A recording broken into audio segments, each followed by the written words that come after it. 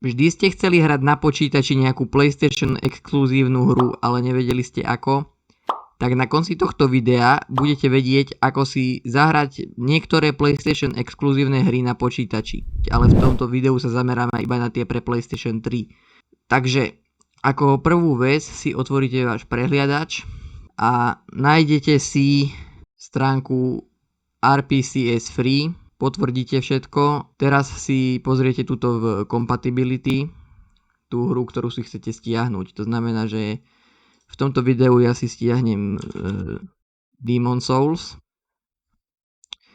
To znamená, že vidím, že Demon's Souls je kompatibilná, playable. V prípade, že by chceli, ja neviem, nejaký Uncharted, tak tam je napísané in-game. To znamená, že to nie je úplne podporované, ale dá sa to rozbehnúť. S tým Uncharted mám skúsenosti také, že keď nemáte nejaký výkonný počítač, tak sa to ani neoplatí skúšať. To znamená nejakú RTX 4000 alebo možno 3000, potom by som to skúsil. Dobre, takže ďalej, keď máte toto, tak si pôjdete na stránku NoPay Station, otvoríte si hneď prvé, čo vám otvorí, dávam to aj do popisu videa všetky stránky. Tu tiež nie sú na tejto stránke všetky hry, ale na tú PlayStation 3 je tu 69,31% aktuálne v čase vydania tohto videa. Dá sa tu aj na tejto stránke pozrieť, či tá hra, ktorú chcete, tam je. Viem, že ten Demon's Souls, ktorý ja chcem, sa nachádza teda v PS3, lebo je to pre PS3 a môžem si teda stiahnuť pre PS3 niekoľko vecí. No, ja chcem hry, lebo chcem si stiahnuť hru, hneď mi to stiahne. A prípadne aj DLCčka, keby som chcel niečo iné ešte. Môžete si stiahnuť aj ten zvyšok, ale to nepotrebujete. Potom si stiahnete toto. Prípadne, že máte niečo iné, tak si stiahnite pre niečo iné, ale keďže ja to chcem pre počítač, tak si stiahnem takto. Potom vám dám do popisu ešte túto stránku. Pôjdete sem dole, až kým nenájdete download. Tu stlačíte na Here. To vás presmeruje sem a stiahnete si podľa toho, koľko bitový systém máte. Ja mám 64 bitový, takže si stiahnem tento. A ako ďalšiu vec si vytvoríte nový priečinok a dáte si tam všetko, čo ste si stiahli. To znamená, že ja si tam dám toto všetko. Toto si extrahujete. Toto môžete vymazať. Toto si vyberiete z toho priečinku. Aj ten priečinok samotný môžete vymazať. Teraz si otvoríte ten NPS browser, vyhodí vám toto, ťuknete iba OK a vyhodí vám toto. Sem si dáte v Games, tu si nájdete PS3, to je toto, dáte si Browse a vyberiete si ten priečinok, čo sú PS3 Games, takže tento dám otvoriť. Vidím, že mu už tu je rovno. Ďalej, ešte mám aj tie DLCčka. Pozriem si teda, že kde sú DLCčka pre PlayStation. Vidím, že tu je toto tlačítko je nejaké zabagované, takže si skopírujem toto. Napíšem to sem. Dám tam ešte to lomítko a napíšem si teda názov toho súboru PS3 dlts.tsv. No, hádam by to malo byť v pohode. Sem si dáte ten pkg2zip.exe a potom ešte tu si potrebujete vytvoriť nový priečinok, ktorý si pomenujete hry napríklad. A tam sa vám bude inštalovať priamo tá hra. To si dáte do tohto tú riadku. Zase tam pôjdete teda pracovná plocha, nový priečinok a hry. To by malo byť všetko, čo tu chcete. V prípade, že si chcete stiahnuť niečo iné, tak tu máte ešte ďalšie vyplňovacie polia pre tie súbory. A teda toto môžete zavrieť. Ono sa vám to načíta.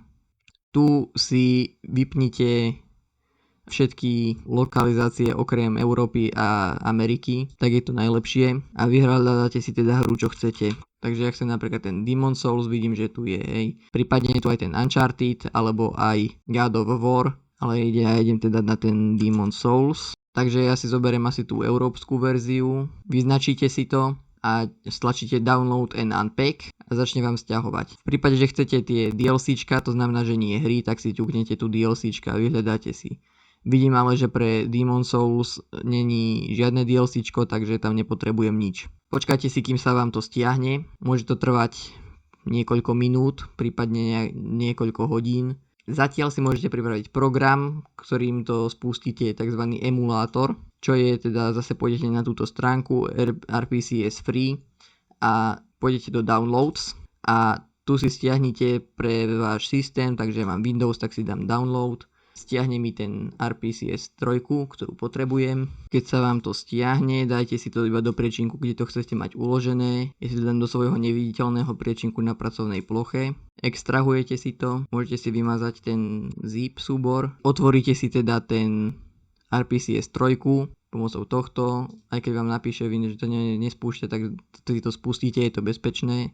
No tu si urobíte nejaké základné nastavenia, myslím, že nechcem nič, toto si môžete zaškrtnúť, dajte si do not show again, dajte continue, otvorí vám teda niečo takéto. My budeme potrebovať ísť na stránku, ktorú vám dám zase do popisu, tu pôjdete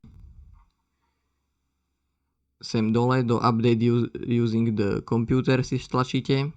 Ťuknete na to pravým, uložiť ako a uložíte si to ako ps3 updat.pup do stiahnutých súborov napríklad uložiť. Dáte si to uložiť, lebo to potrebujete ten súbor, to je vlastne software pre PlayStation 3. Keď sa vám to stiahne, otvoríte si tú zložku, kde máte ten súbor a ten súbor si chytíte a dáte si ho proste do toho okna, ktoré máte otvorené. Dáte si to, že áno, install. Nainštaluje vám to. Toto môžete si dať kľudne do not show again, OK. Chvíľku počkáte. Potom, keď sa vám to teda tam načíta, tak ste hotovo, vybavení. A teraz si už iba počkáte, kým vám dosťahuje to, čo potrebujete. To si môžete zavrieť. Ten súbor PS3 update si môžete vymazať. A počkáte si iba, kým sa vám dosťahuje vaša hra. Ako ďalšiu vec si urobíme nastavenia. Otvoríte si túto config a v CPU si chcete zaškrtnúť toto nastavenie. A prípadne, keď vám bude hra sekať, tak si môžete dať aj toto. Potom v GPU musíte, že tu máte Vulkan. Okrem toho si tu potrebujete nastaviť rozlíšenie. S týmto tu hore nehybte, iba túto s týmto.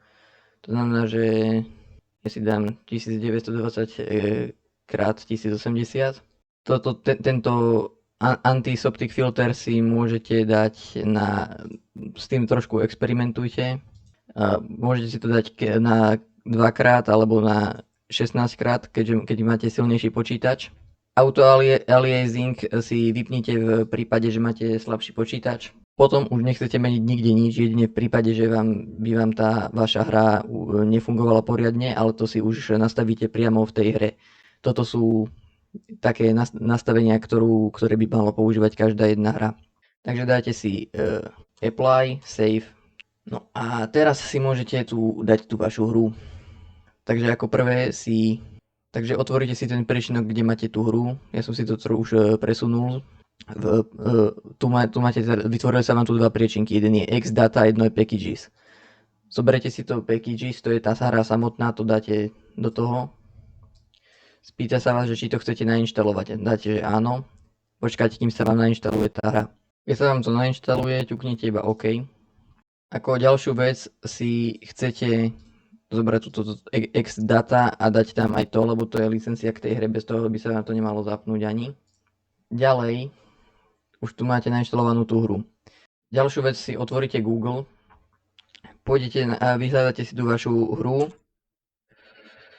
Takže Demon Souls RPCS 3, otvoríte si RPCS 3 wiki a pozrite si tam, aké sa odporúčajú mať nastavenia na tú hru a nastavíte si ich priamo do tej hry. Tak najprv si ťuknite si teda na tú vašu hru pravým, dáte si Create Custom Configuration from Global Settings, otvorí sa vám nastavenia, ktoré platia ale len pre tú určitú hru.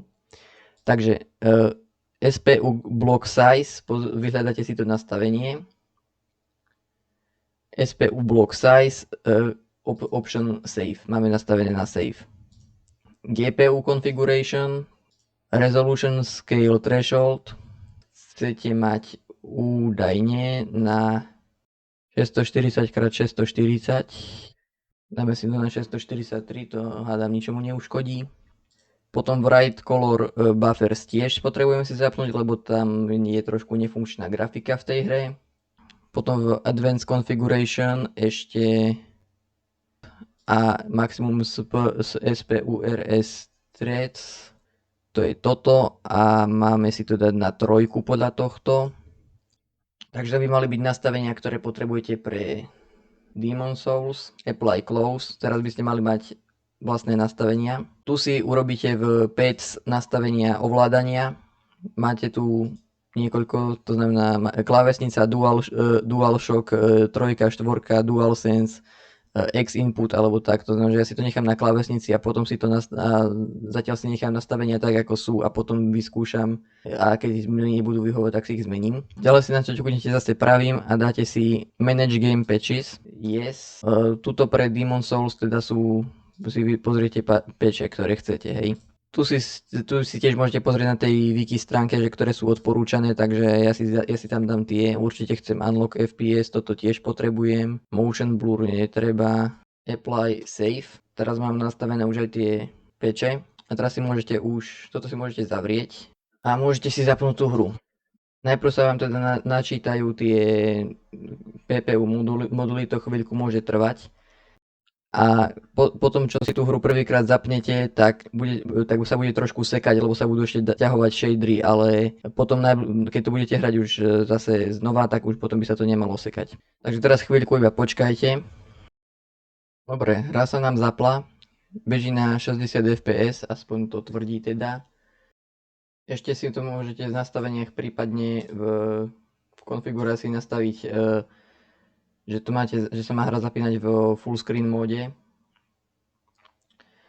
Takže môžete si to teda dať na full screen, keď chcete, ale to je jedno. Neviem, aké mám nastavenia, počkajte. Aha, teraz ťuknete teda X, tým sa vám to potvrdí.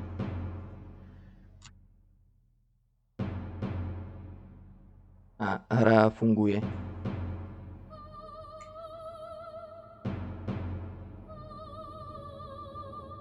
Tie nastavenia sú hrozné, musíte sa s tým trošku potrápiť.